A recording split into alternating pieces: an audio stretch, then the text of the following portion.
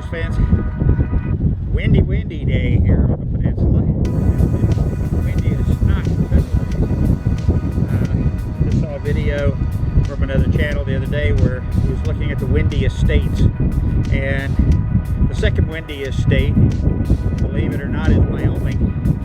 And of course they're investing very, very heavily in wind energy out there.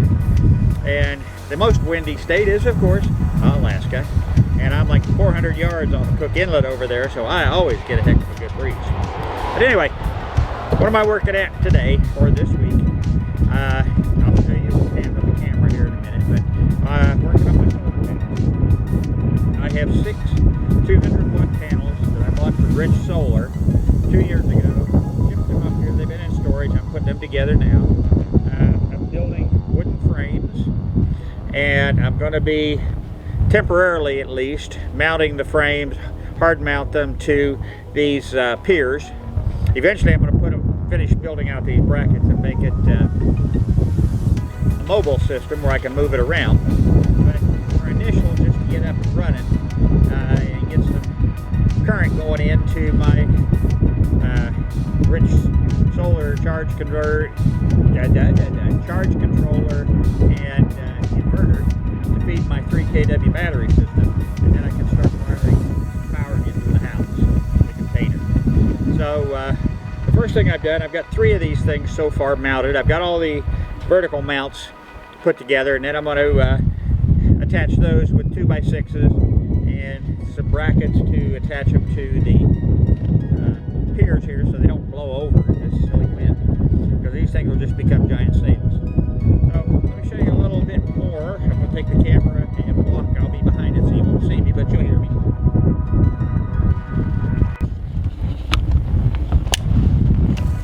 So the piers I'm talking about run from here to here, and they're about 14.5 feet apart. So a 16-foot 2x6 top and bottom, and we'll anchor to these. Should work just fine. Now here's the bracketing that I made. I used 2x2, really 1.5 inches. Bolted them down with stainless steel bolts, washers, and nuts, because it's going to be out in the weather. And then these are the connections on the back side. This one being the positive, and way up here it's got a little, if I get out of this thing enough for you to see the positive, and then the negative, and the same, it's got a negative up here, or some people call it male, female. It all works. Now what I just did was I used my amp meter right here, and it only measures AC amps, so I can't measure the DC amp output of it right now. But this panel is rated for a maximum voltage output of 20.4 volts, and when I flipped it over, and it's laying in this exact same aspect as these guys right here, and this gives you an idea of the sun and the clouds right here, and it was putting out 20.0 amps. I mean volts, not amps, duh. 20.0 volts. So even with this semi cloudy day, it's still getting maximum voltage through here. Now what the wattage or the amperage is going to be, I don't know. I can't measure that right at the moment. But you know, 3 of these things together is 84 inches. And of course 84 inches is what? 7 feet. Okay, so if I remember right, let's see, 12 times 7, 1484. Woohoo! So it will fit nicely right here between these piers. And of course, Cheech is down there trying to see if there's anything hiding in there. He's a curious little bugger. So anyway, I'm going to stop and pick up a different meter that will measure DC amperage. And I should have brought it up here with me. When Dad passed away, one of the best tools I did inherit from him was his Simpson meter. And if you know anything about electricity and electrical work, Simpson's kind of a standard, you know, a gold standard. I had one for decades. I don't even know where it's at anymore. But so I got his. Anyway, that's what's going on right at the moment. There'll be a lot more. I just wanted to shoot a little bit here to get some intro and some pictures.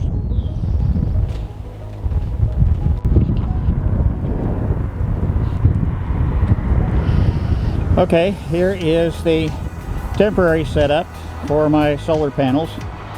I have 6 panels, 200 watts apiece, for a total maximum of 1200 watts input.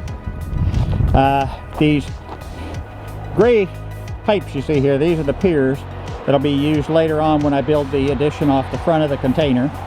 But for right now, I got me a 16-foot 2x6, some big U-bolts, one on each end, and U-bolted these together.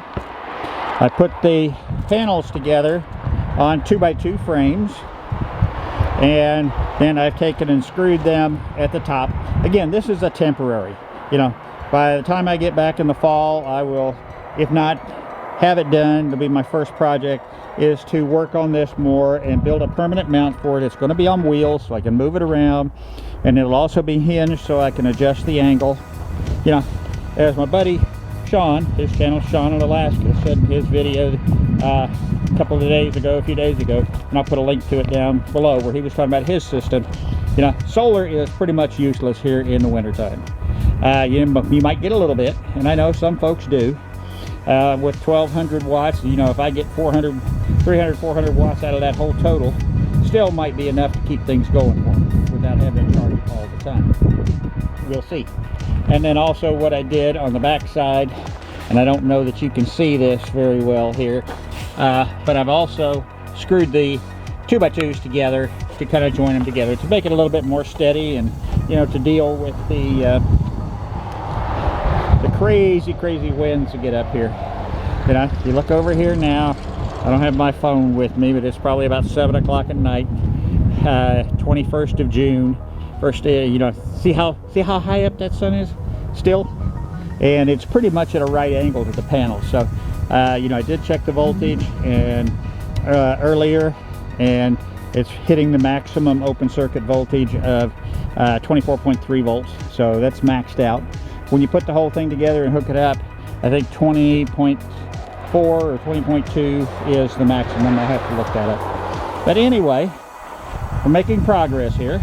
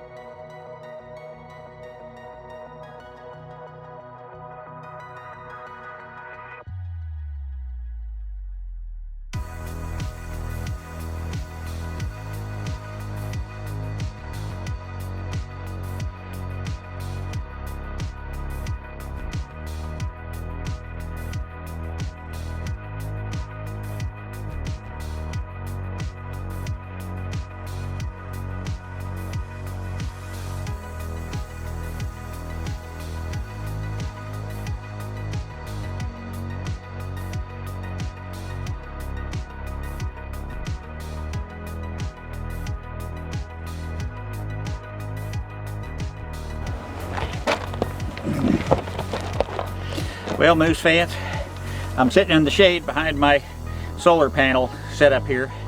That you know, I just kind of showed you how it's all put together, and that it's a temporary arrangement for right now.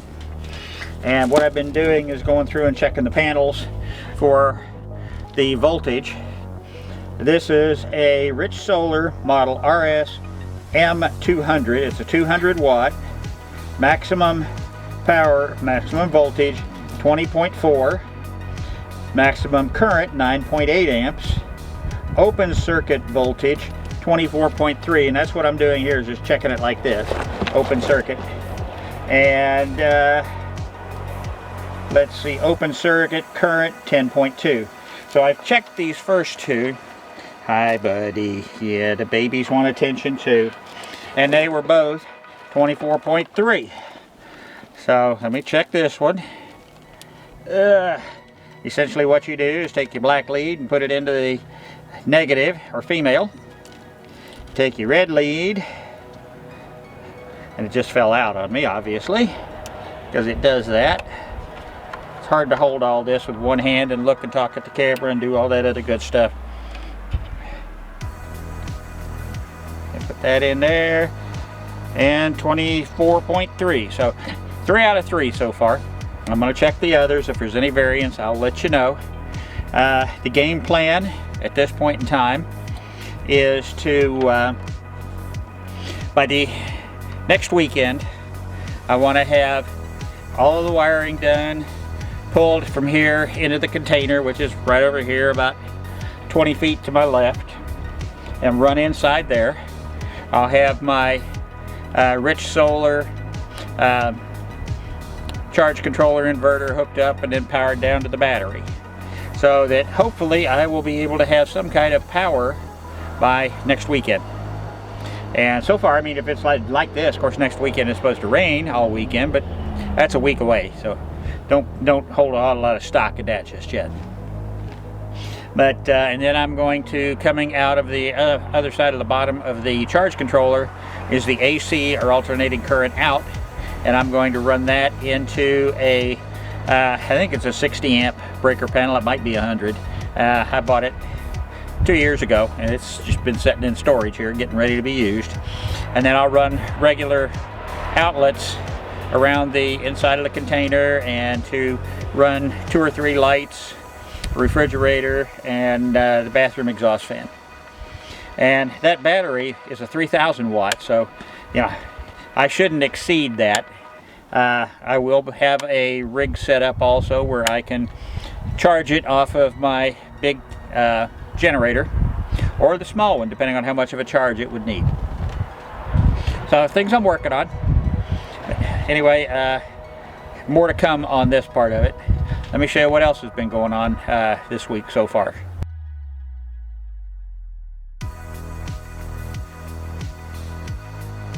Now, another project that I had, and I don't know if you guys remember from years ago, but when the container was on the ground, on that back corner there was a whole load of heavy-duty steel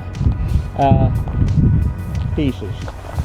And you know, this is commercial duty that you would build a metal building and stuff out of. And so when they put the container up, I made sure that they moved it first so nobody got knocked in the head. And then today I pulled it all out, sorted it out by pieces and size, and got it all set up here.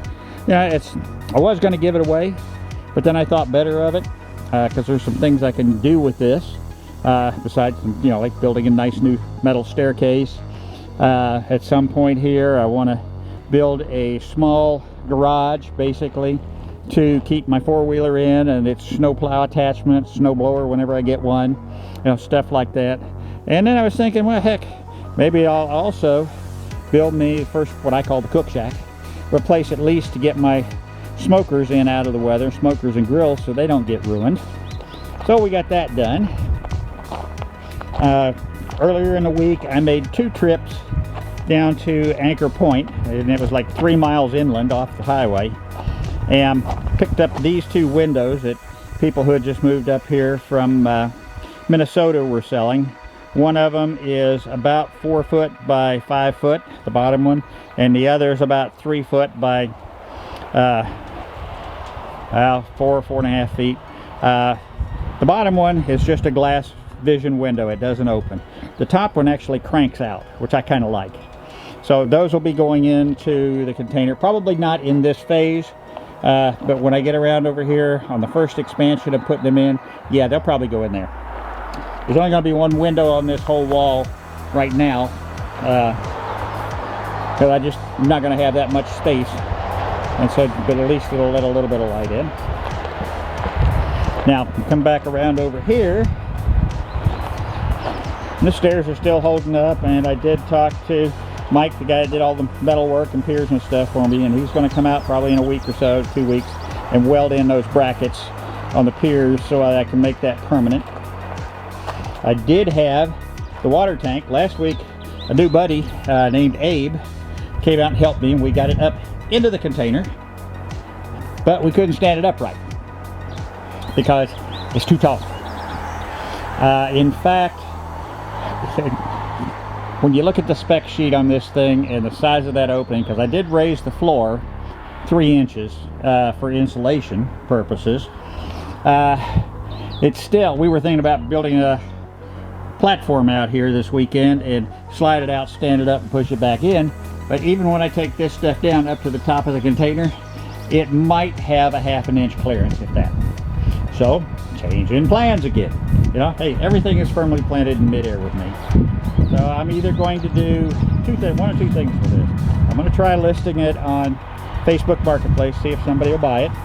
You know, get some money back out of it. In the meantime, I'm just going to stand it up right here beside the container, and if nobody wants to buy it, well, that's going to become my summer water supply.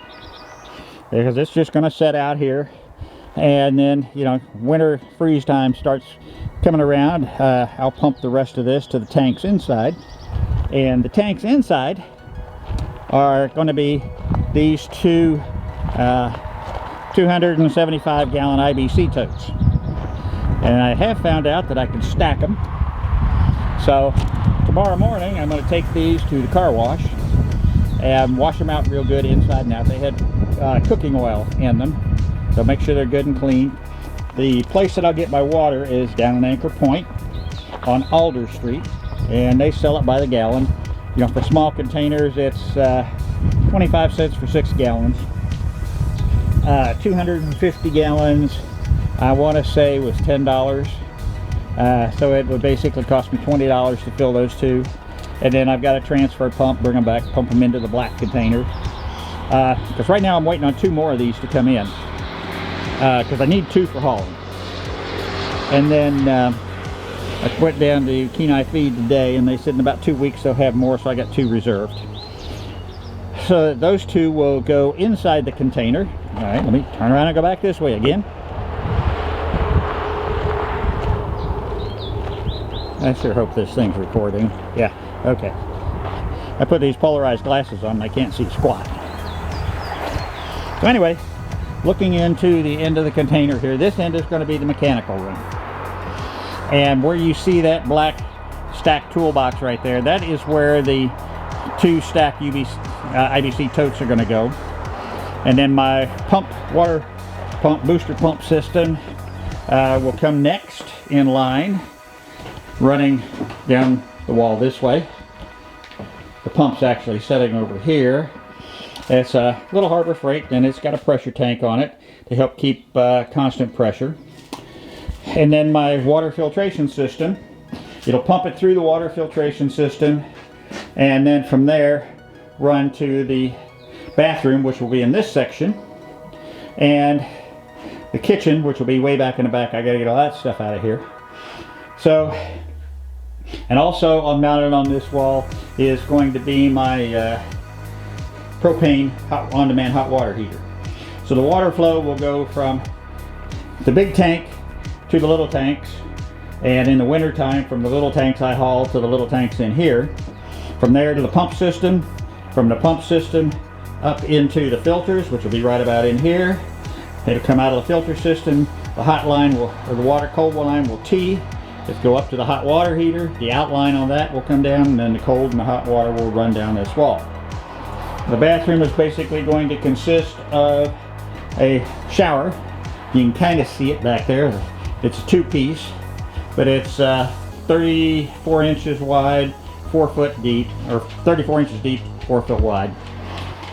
That will go right up against the wall, dividing the mechanical room and the bathroom. Then a lavatory and sink and toilet next to that. And then there'll be a wall with a pocket door, and that pocket door will isolate the bathroom from the rest of the container. And there'll be a vinyl folding door between the mechanical room and the bathroom. You know, one of those kind that you just grab a hold of it and slide it across, and it kind of compresses on itself. And then I've got a standard 36-inch 3-foot door, 6/8 door, that's going to go right here. And then I'm going to close off the rest of it with a wall here. And that way, when it's time to, you know, I bring water in, I can back the trailer up, kind of to the corner here, run my transfer pump, the hose from the containers to the transfer pump, and the transfer pump either to the big tank outside if it's still here, or the little tanks that are going to be in this corner. Now, on the flip side, turn around this way, on the door side, this is where my solar panel system is going to be, or the power system, because initially I'm not going to have land power. So I'm going to pull my lines in here, and they will come up and feed into the charge controller, which will be kind of right in this area, and then from there down to the battery bank, and the battery bank will it feeds up and down to the controller, and then from the controller over to a breaker panel that I'm going to set here, and then I'm going to run my power lines. So, and then I'm also going to, when I frame all this in, I'm going to go ahead and put a regular panel in here, so that when I do add regular commercial power, I'll have that in place already. I'm going to be framing this with 2x2s on the inside for all of the container except the mechanical room. Because the mechanical room is going to be carrying weighted stuff, I'm going to frame this in 2x4, and then 2x2s across the ceiling, because it's going to have a ceiling dropped in here. If you can see, I don't know how well it shows up here, all that Reflectix insulation back there. I'm going to be gluing that along the sides of the wall, all the way up and across the ceiling and down this side. And it's already got the R10. Again, you can kind of see I got 3 more sheets of it out there and 1 in the shelter logic to finish the last 16 feet of the floor that I didn't get done 2 years ago. And then for the floor itself, I'm going to just get some sheet vinyl from Home Depot, or if I go up to Lowe's and I like what they've got, get that, and just glue that down on here. And then where the bed and stuff's going to be, put out, I've got a couple of rugs that, so I'm not on the vinyl per se, and it'll help with a little bit insulation and stuff. So that's the game plan right now. So I hope y'all are enjoying all this good stuff.